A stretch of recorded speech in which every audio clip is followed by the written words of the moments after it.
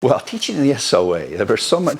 Being with the students was fun because they're sharp, they're good, but kind and polite. So being with the students was fun.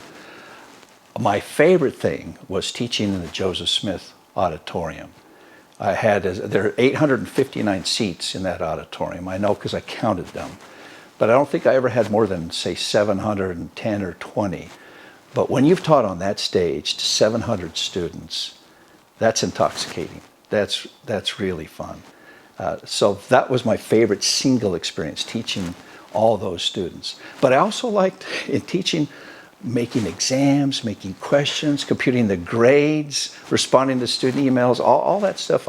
I don't know why, but I just love all of that whole process.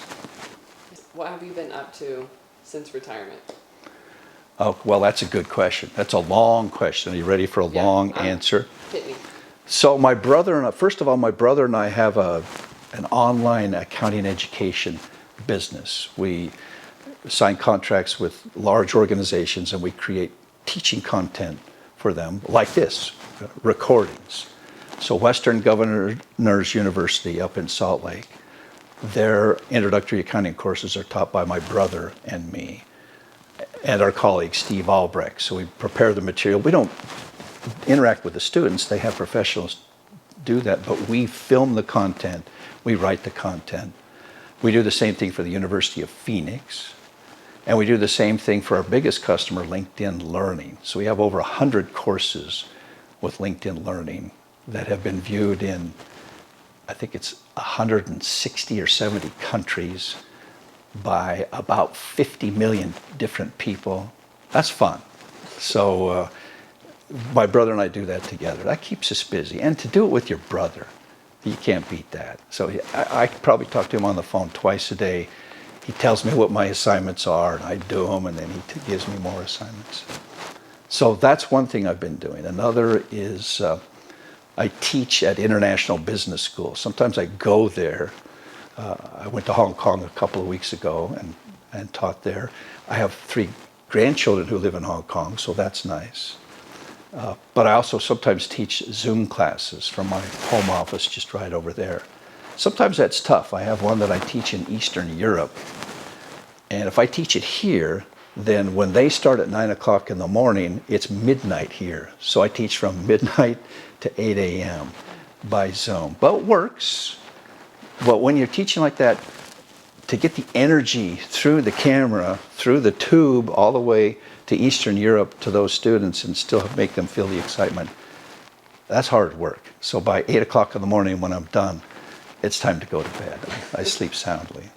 So online education, and also I teach at other international business schools.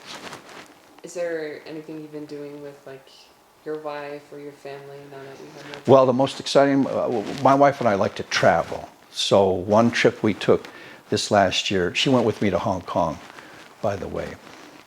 We went to the eastern United States to see the total eclipse. And on the way, we stopped at Nauvoo, and we stopped at Kirtland, where we saw the eclipse. Then we went to Palmyra, then we went to Harmony, Pennsylvania. We went to Washington, D.C., and then came back. So the driving trip. She doesn't like driving trips as much as I do, but I just love driving. I mean, driving across Nebraska, you can't beat that. Have you guys thought about serving any missions or? We think we're still about 5 years out because there's so many business things that I'm still doing. Mm-hmm. But she studies Russian every single day. Although the opportunities to preach the gospel in Russian are a little thin right now, but she studies Russian. We think about, but we're probably still 5 years away from that. Yeah. Is there anything you're wanting to do in the future? Like any life dreams or like goals that you want to? I want to get better at the guitar. Okay. I like to have calluses on my fingers.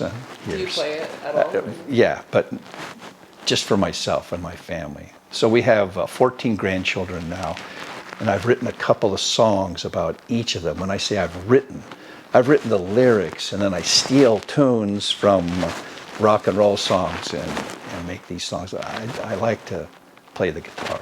No, that's really sweet. Well, I play it badly, but I like to play it. Yeah.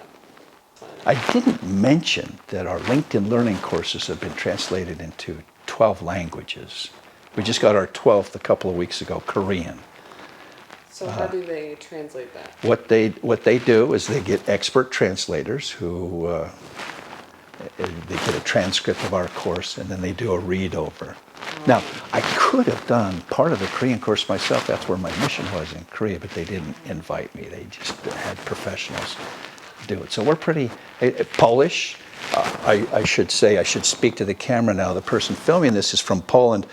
A couple of our courses are translated into Polish. So we're serving all the best audiences in the world.